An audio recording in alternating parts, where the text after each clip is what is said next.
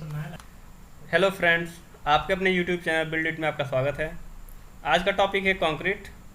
आज हम कंक्रीट की टेस्टिंग और उसके कैरेक्टरिस्टिक के बारे में बातें करेंगे। तो चलिए वीडियो शुरू करते हैं। आज के टॉपिक पर मैंने थोड़ा रिसर्च करते हुए मेन पॉइंट्स को प्रेजेंटेशन के रूप में तैयार किया है, जिसकी मदद से टेस्टिंग के बारे में समझाने की कोशिश करूँगा। यहाँ आप देख सकते हैं वर्ड पे मैंने प्रेजेंटेशन तैयार कर रखा है कंक्रीट। इसमें सारे जितने भी टॉपिक्स हैं टेस्टिंग के, लैब टेस्टिंग के जितने भी टॉपिक हैं, सब पे मैंने प्रेजेंटेशन तैयार किया है। और चलिए इस वीडियो को शुरू करते हुए जल्दी जल्दी बताते हैं आपको। सबसे पहले कंक्रीट, कोई भी आप पढ़ते हैं कंक्रीट टेक्नोलॉजी, आप जो सब्जेक्ट होता है उसमें अगर कंक्रीट पढ़ते हैं, सबसे पहला टॉपिक यही होता है कि कंक्रीट का डिफिनेशन, कंक्रीट होता क्या है। तो उसमें एक लंबी चौड़ी थ्योरी उसमें लिखी रहती है कंक्रीट के बारे में।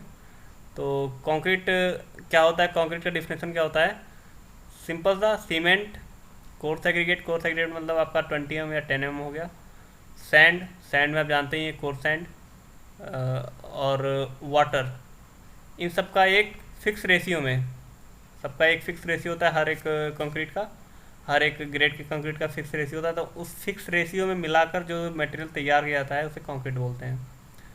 फिक्स रेशियो आपको बोलना बिल्कुल ज़रूरी है। अगर आप फिक्स रेशियो नहीं बोलते तो वो कंक्रीट तो वो भी होता है, अगर कैसे ही मिला दे आप कंक्रीट ही बनेगा, बट फिक्स रेशियो बोलना ज़रूरी है। उसके बाद से आपका आता है क्लासिफिकेशन। क्लासिफिकेशन कंक्रीट दो की टेस्टिंग के अकॉर्डिंग, अगर आप कंक्रीट का क्लासिफिकेशन करेंगे, अगर उसकी लैब टेस्टिंग के अकॉर्डिंग, तो दो प्रकार का कंक्रीट होता है। एक फ्रेश कंक्रीट, एक हार्डन कंक्रीट, यानी कि जो सूख गई हुई जो या कठोर हो गई हो वो कंक्रीट, और एक फ्रेश जो कि अभी ताज़ा या गीला होता है उसे बोलते हैं। तो इन दोनों का अलग अलग टेस्ट होता है लैब में। तो इन दोनों के टेस्ट में अभी हम फ्रेश कंक्रीट का केवल टेस्टिंग बताएंगे। इस वीडियो में केवल आपको फ्रेश कंक्रीट के बारे में जो भी उसकी टेस्टिंग होती है उसके बारे में बताएंगे। हार्डन कंक्रीट की जो टेस्टिंग होगी उसको मैं नेक्स्ट वीडियो में लेकर आऊँगा। तो चलिए, क्लासिफिकेशन अगर आप कंक्रीट के स्ट्रेंथ के बेस पे अगर करते हैं तो कंक्रीट का स्ट्रेंथ के बेस पे M10, M25, M10, M15, M20, M25 सब तरह के वो होते हैं। सबका रेशियो भी मैं अभी नीचे इसमें शो कर दूंगा। चलिए, तब फ्रेश कंक्रीट का जो टेस्ट होता है वो तीन तरह के उसमें टेस्ट होते हैं। पहला एक वर्केबिलिटी का टेस्ट, वर्केबिलिटी का ही टेस्ट मेन होता है फ्रेश कंक्रीट में। उसके अलावा बाकी कोई टेस्टिंग लैब में नहीं होती, वो हम लोग फिजिकली कर, मतलब देख के ही कर सकते हैं। वर्केबिलिटी का जो टेस्ट होता है उसमें, यहाँ पे वर्केबिलिटी का टेस्ट है, इसमें तीन तरह के टेस्ट आते हैं। एक स्लम टेस्ट, दूसरा वीवी कंसिस्टेंसी टेस्ट, और तीसरा जो होता है वो कॉम्पैक्शन फैक्टर टेस्ट। वर्केबिलिटी होती क्या है, सबसे पहले हम ये जानते हैं। वर्केबिलिटी, किसी भी कंक्रीट को जब हम कहीं पे यूज करते हैं तो उस वो कितना वर्केबल है, उससे मतलब कितनी आसानी से कोई काम कर रहा है, क्या उसमें WC रेशियो कितना है, वाटर कंटेंट जो होता है वो कितना है, या वो कितना आसानी से वो लेबर या मिस्त्री के साथ कितनी आसानी से काम कर सकता है, वो कितना वर्केबल है। वर्केबल मतलब आप समझ रहे होंगे, कितनी आसानी से उसको हम किसी एक जगह से दूसरी जगह प्लेस कर रहे हैं, तो उस चीज़ को हम वर्केबिलिटी बोलते हैं। तो वर्केबिलिटी चेक करने के लिए हमारे पास तीन टेस्ट होते हैं। एक स्लम टेस्ट होता है, दूसरा वीवी कंसिस्टेंसी टेस्ट होता है, तीसरा कॉम्पैक्शन फैक्टर टेस्ट होता है। सबसे पहला आता है स्लम टेस्ट। स्लम टेस्ट आपने फर्स्ट ईयर, सेकेंड ईयर, अगर सेकेंड ईयर में आपने स्लम टेस्ट का टेस्ट किया होगा। उसका एपरेटस जो होता है वो मैं कुछ ऐसे दिखा देता हूँ आपको। ये होता है, इसको कोन बोलते हैं। यहाँ पे हमने कोन, टैंपिंग रॉड और ट्रॉवेल। कोन का जो साइज होता है वो टॉप का जो होता है वो 10 सेंटीमीटर होता है। इसका जो बॉटम होता है वो 20 सेंटीमीटर होता है, 200 mm। और जो ये हाइट होती है उसकी वो 300 mm होती है, 30 सेंटीमीटर। ठीक है। टैंपिंग रॉड जो होती है, ये टैंपिंग रॉड होती है, इससे हम क्या करते हैं, टैंपर करते हैं इसको। जो इसमें कंक्रीट डाल के उसको 25 टाइम उसको टैंपर करते हैं। इसमें 4 लेयर में आप कंक्रीट डालते हैं, उसका इसको इस टैंपिंग रॉड से इसको टैंपर करते हैं। टैंपिंग रॉड की जो साइज़ होती है वो 60 सेंटीमीटर की लेंथ होती है, और 16 mm की इसकी जो मोटाई होती है। बुलेट नोज इसका होता है, जो एक साइड का होता है वो बुलेट नोज होता है यहाँ पे। इसी साइड से हम इसे टैंपर करते हैं। 4 लेयर में कंक्रीट डालते हुए इसको टेम्पर मार देते हैं 25 टाइम्स। सारे जितने पॉइंट्स मैं बोलता था उसको नोट कर लीजिए आप अपने कॉपी में। एक लेयर डाला, उसको 25 बार टैंपिंग किया, फिर सेकेंड लेयर डाला, उसको फिर 25 टाइम टैंपिंग किया, थर्ड लेयर, फिर फोर्थ लेयर, ऐसे ही डाल के उसको बढ़िया टैंपिंग कर देते हैं। टैंपिंग करने के बाद ये दोनों जो हैंडल लगे, हैंडल को पकड़ के उसको धीरे धीरे खसकाते हुए ऊपर निकालते हैं। ऊपर निकालने के बाद फिर इसको साइड में प्लेट पे रख देते हैं। यहाँ पे ये जो बना हुआ है, यहाँ पे इस जगह पे ये आपका बेस प्लेट होती है। तो उधर कंक्रीट रहती है पीछे साइड में, यहाँ पे आपको कोन को रख देना है सीधा, या जैसे भी आपको रख सकते हैं। रखने के बाद ये टैंपिंग रॉड जो होती है, इसके ऊपर में ऐसे हॉरिजेंटली ऐसे प्लेस करते हैं, और कंक्रीट के ऊपर, जैसे मान लीजिए यहाँ पे कंक्रीट रखी है, तो इसके ऊपर हॉरिजेंटली ऐसे प्लेस करके ले आते हैं। फिर जो कंक्रीट की जो हाइट होती है, टोटल हाइट, वहाँ से और टेम्पर के जो सेंटर होता है उसको नापते हैं, सॉरी बॉटम जो होता है उसको नापते हैं। जितना हाइट होता है वो आपका क्लम्प हो जाता है उसमें। तो आपका जो हाइट होता है वो बहुत कम भी नहीं होना चाहिए। मान लीजिए हमने कोन निकाला और बिल्कुल कोन के शेप का ही आपका अगर आ गया, अगर आपका कंक्रीट थोड़ा बहुत इधर उधर नहीं हुआ, अगर बिल्कुल कोन के शेप का ही निकल रहा है, तो भी वो भी कंक्रीट आपका सही नहीं है। और अगर ऐसा कंक्रीट है कि आपने कोन निकाला और वो पूरा फैल गया, तो भी कंक्रीट सही नहीं होता, वो बहुत ज़्यादा ही वर्केबल हो जाती है। और जो बिल्कुल बढ़िया से बिल्कुल शेप में ही है, वो उसमें वर्क करना बहुत ही उसके साथ कठिन होता है। तो इसलिए थोड़ा बहुत उसमें स्लम्प होना चाहिए। अब स्लम्प भी जो होता है आपका, वो 3 प्रकार का होता है। मान लीजिए हमने ये कोन को उठाया, तो उसके बाद 3 प्रकार से हम लोग स्लम्प को डिफ़ाइन करते हैं। स्लम्प की इमेज तो इसमें नहीं डाली है मैंने, लेकिन मैं स्लम्प मैं आपको डिफ़ाइन कर देता हूँ कैसे होता है।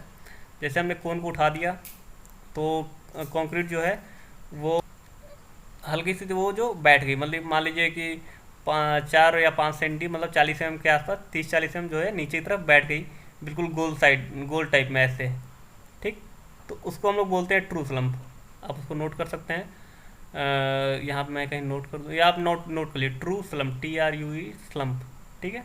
अगर वो हल्का सा नीचे की तरफ बैठती है, हल्का थोड़ा सा फैलती है, मात्र 30 से 40 सेंटीमीटर के आसपास, और 30 से 40 mm के आसपास अगर वो बैठती है, तो वो ट्रू स्लम्प होती है। मैक्सिमम 110 या समथिंग होता है ट्रू स्लम्प का, तो वो ट्रू स्लम्प होती है। उसके बाद एक होता है कोलैप्स स्लम्प। कोलैप्स में क्या होता है, आपने ऐसे जैसे आपने ढांचा ऐसे तैयार कर दिया, वो बीच से ऐसे शेयर स्लम्प होता है, उसे शेयर स्लम्प बोलते हैं। तो अगर बीच से क्रॉस होकर नीचे एक तरफ से गिर गया, तो वो होता है शेयर स्लम्प। जैसे आपने ऐसे ढांचा तैयार कर लिया, आपने जब ये कोन ऊपर की तरफ उठाया, तो ये बीच से क्रॉस सेक्शन ऐसे क्रॉस होके वो नीचे की तरफ फिसल जाता है, तो वो आपका शेयर स्लम्प होता है। और तीसरा जो होता है, तीसरा स्लम्प का जो होता है, उसमें क्या होता है, मान लीजिए आपने इसमें भर दिया कंक्रीट, और आप जैसे उठा रहे हो पूरे चारों तरफ फैल गया, तो वो होता है कोलैप्स।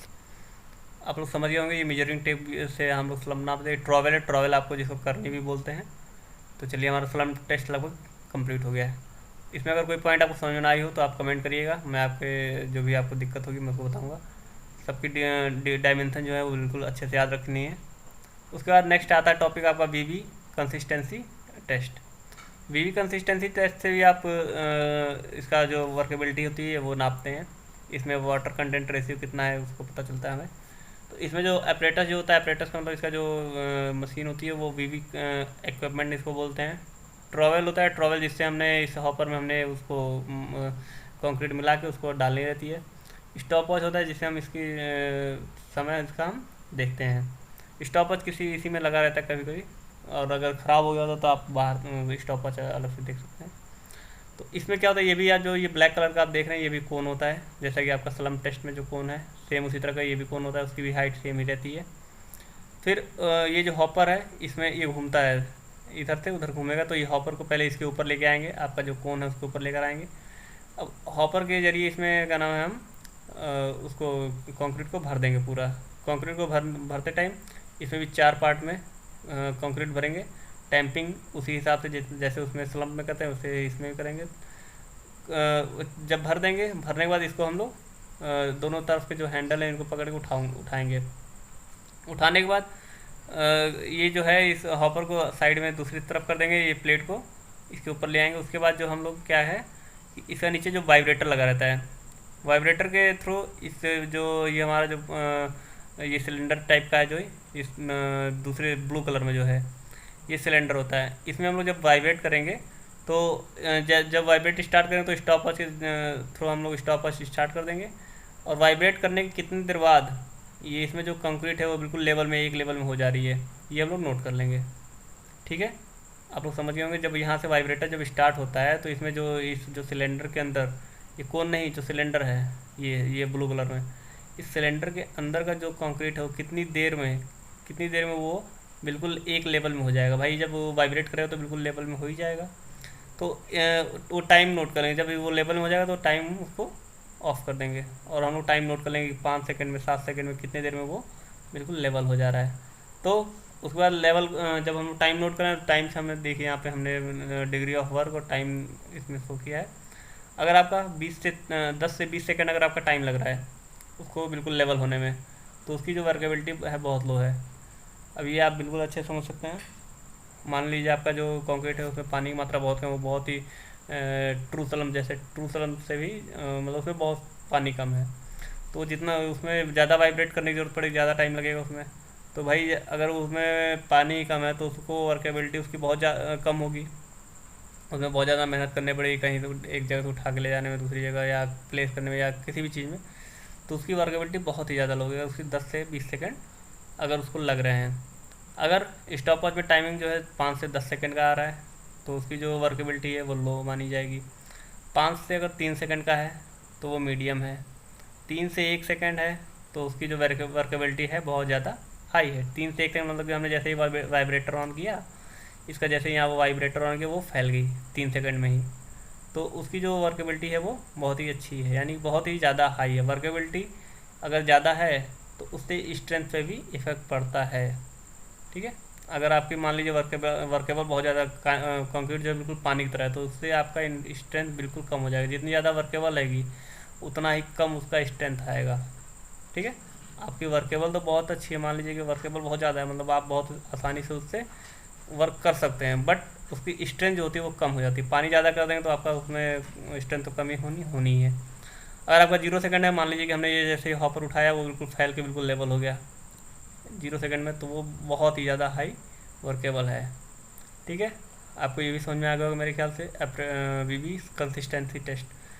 तो ऐसे इसकी कंसिस्टेंसी निकाल लेते हैं हम लोग। उसके बाद तीसरा पॉइंट जो आता है हम लोग compaction factor test. Compaction factor test ये भी बहुत ही आसान है, ये हम लोग ने लैब में भी किया होगा, आप लोगों ने भी, हमने भी किया है।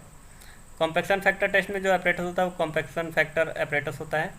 ये आप देख सकते हैं नीचे फिगर में दिखा रहा है। स्कूप होता है, स्कूप जिसकी मदद से हम लोग वो आपने देखा होगा जिसकी मदद से हम लोग कंक्रीट उठा के उसके हॉपर में डालते हैं। उसके बाद क्या है, टैंपिंग रॉड। टैंपिंग रॉड होता है उसको टैंपिंग करने के लिए। इसमें करते क्या है, सबसे पहले इसमें नीचे की तरफ एक प्लेट लगी रहती है जिससे ये हॉपर नीचे से बंद रहता है। हम लोग इसके अंदर कंक्रीट भर देंगे, उसको टैंपिंग नहीं करेंगे, उसको वैसे नॉर्मल कंक्रीट भर देंगे। भरने के बाद जब पूरी लेवल में हो जाएगी तो उसके बाद से इसको नीचे का जो प्लेट है उसको खिसकाएंगे तो वो नीचे कंक्रीट गिरेगी सारी। इसमें जो कंक्रीट गिरेगी वो कंक्रीट जब उसकी एक्स्ट्रा वो ऊपर वाली कंक्रीट हटा देंगे, और उसके बाद जो है इसके फिर नीचे वाली प्लेट खोल देंगे। खोलने के बाद इसके ऊपर भी कंक्रीट कुछ आके गिरेगी, तो उसके बाद जो इसके बिल्कुल लेवल में जो कंक्रीट करके और इसका जो वेट ले लेंगे पूरा सिलेंडर के साथ। ठीक है, जब इसमें कंक्रीट इसमें से इसमें फिर इसमें से इसमें आएगी, उसको टैंपिंग नहीं करना है, बिल्कुल नॉर्मल कंक्रीट रखनी है। उसके बाद इसमें जब आएगी तो इसको लेवल कर देंगे, बिल्कुल प्लेट के जो ये सिलेंडर है इसके बिल्कुल टॉप तक लेवल कर देंगे। लेवल करने के बाद इसका जो है वेट हम लोग ले लेंगे। वेट मान लीजिए इसका आता है W1। ठीक है, इसका वेट जो है W1 नोट कर लेंगे। फिर सेकंड टर्म में क्या करेंगे, हम लोग उसी कंक्रीट को इस सिलेंडर में 3 लेयर में भरेंगे, जैसे आपने उसमें भरा था, जैसे आप क्यूब में भरते हैं या किसी भी चीज़ में भरते हैं। तो इस सिलेंडर में जब 3 लेयर में भरना तो फर्स्ट लेयर में इसको भर के फिर टैंपिंग करेंगे टेम्पर रॉड से, इसको 25 टाइम टैंपिंग करेंगे। सेकेंड लेयर भरेंगे तो ऐसे ही इसमें टैंपिंग करेंगे, ऐसे ही थर्ड लेयर में भर के टैंपिंग कर देंगे। टैंपिंग करने के बाद इसका फिर वेट लेंगे दोबारा। ठीक है, तो इसका वेट हो गया आपका W2।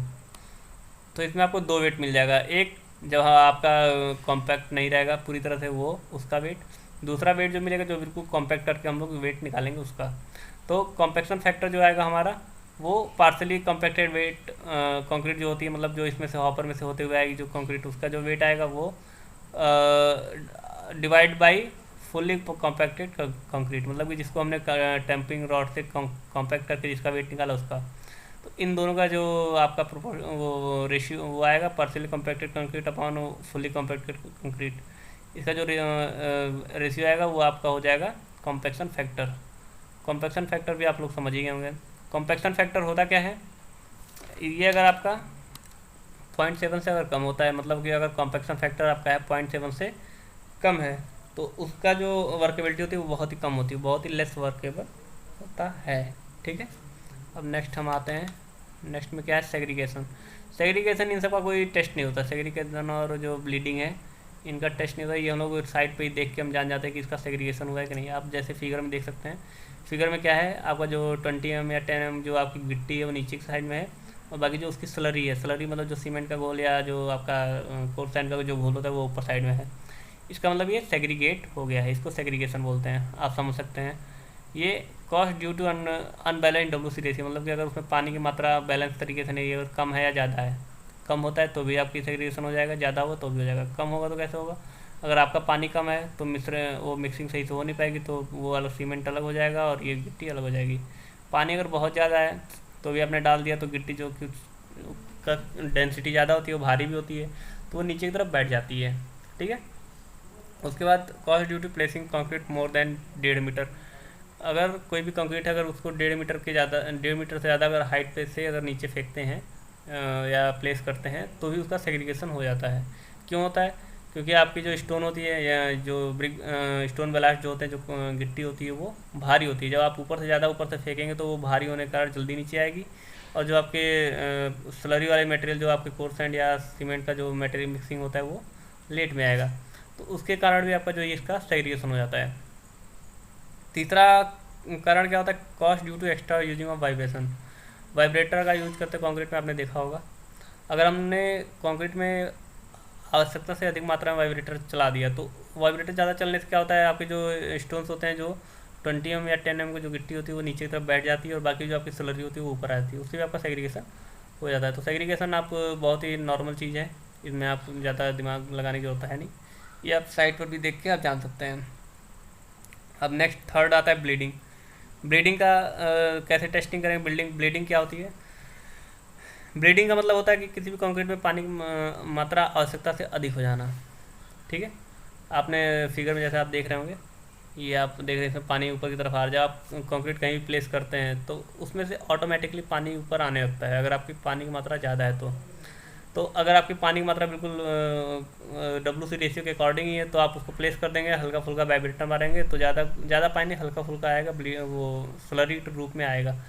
लेकिन अगर स्लरी के रूप में ना आते हुए अगर उसका पानी निकल रहा है उसमें से, तो इसका मतलब वो ब्लीडिंग हो रही है। जैसे कि आप ये देख सकते हैं 10-5 मिनट बाद जब आप उसको फंटी मारते हैं या जो भी लेवलिंग करते हैं, लेवलिंग करते टाइम उसमें से पानी बाहर आने लगता है, तो उसको ब्लीडिंग बोलते हैं। ये भी होता है cost only when water quantity more than actual ratio in concrete, मतलब अगर कंक्रीट में पानी की मात्रा जो WC रेशियो के अकॉर्डिंग नहीं है, उससे बहुत ज़्यादा है, तो आपकी ब्लीडिंग की संभावना बढ़ जाती है, बढ़ जाती है, ब्लीडिंग होती है, ये 100% होता है अगर आपकी पानी बहुत ज़्यादा है तो वर्केबिलिटी, यदि हम वर्केबिलिटी बढ़ाने के लिए उसमें पानी मिला देते हैं तो उससे हमारी जो कंक्रीट होती है वो ख़राब हो जाती है, उससे उसमें स्ट्रेंथ में जो होती है आपकी वर्केबिलिटी तो बढ़ जाएगी, आप काम तो उससे बढ़िया से कर लेंगे, लेकिन उसकी जो स्ट्रेंथ में भी बहुत कमी आ जाती है, और बाकी ये ब्लीडिंग और सेग्रीगेशन के चांसेस भी बढ़ जाते हैं। तो इसके लिए वर्केबिलिटी और उतनी ही रखनी चाहिए जितने से हमारी स्ट्रेंथ पे ज़्यादा कोई प्रभाव ना पड़े, मतलब WC रेशियो उतना ही रखना चाहिए जितने हमारे कंक्रीट के स्ट्रेंथ और बाकी और भी कैरेक्टरिस्टिक पे कोई प्रभाव ना पड़े। तो आशा है आप लोग ये समझ गए होंगे। अभी कंक्रीट का जो कोर्स है वो बहुत ही बड़ा है, ये तो मेन टॉपिक्स मैंने लेके आपको जो भी सिखाया है। बाकी इसमें भी सेकंड जो क्लासिफिकेशन थी, जो हार्ड एंड कंक्रीट, जो इसमें स्ट्रेंथ टेस्ट होता है जिसको CTM मशीन के द्वारा करते हैं, इम्परमेबिलिटी, ड्यूरेबिलिटी, डायमेंशन, वेट, इन सब का टेस्ट जो होता है, इसको मैं नेक्स्ट वीडियो में बताऊँगा। इसमें कुछ है नहीं ज़्यादा, 10-5 मिनट का वीडियो बनेगा, ये थोड़ा लंबा वीडियो हो गया, तो ये मैंने आज थोड़ा तैयार किया था आप लोगों के लिए। अगर आप लोग को ये प्रेजेंटेशन पसंद आया हो तो वीडियो को लाइक करें, चैनल को सब्सक्राइब करें, ताकि मैं आगे भी ऐसे ही प्रेजेंटेशन तैयार करके आप लोग को दिखाता रहूँ। तो नेक्स्ट वीडियो में हम इसके हार्ड एंड कंक्रीट के जो आपका लैब टेस्टिंग होगा उसके बारे में बताएंगे, उसके बाद नेक्स्ट वीडियो में हम आएंगे ऑटोकैड पे, कुछ टॉपिक्स हैं उस पर वीडियो बनाकर मैं पोस्ट करूँगा। तो चलिए, थैंक यू।